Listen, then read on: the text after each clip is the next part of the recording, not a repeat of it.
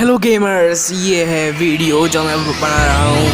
मैंने इसमें जंगल वाले मैप के अंदर पूरे 18 बंदों को मार गिराया है। तो जैसा कि मैं कर रहा हूँ इसमें, वैसा कि आप भी कर जीत सकते हैं मेरी मलेशिया को।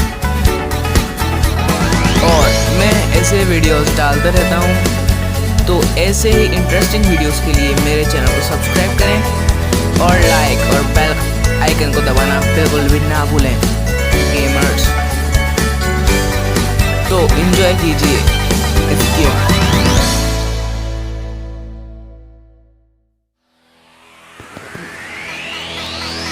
जैसा कि आप लोग देख सकते हैं कि इसके अंदर सिर्फ का मतलब जितने आते हैं पूरे 6 बंदे हैं, और मैं इसमें बिना हैकिंग बिना चीटिंग के ही खेल रहा हूँ, और मैंने फिर भी इसमें 18 किल किए हैं।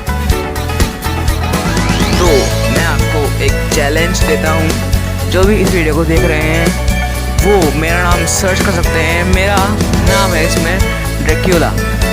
तो आप मुझे सर्च कीजिए, मुझे इनवाइट कीजिए और मेरे साथ एक बार खेल कर देखिए।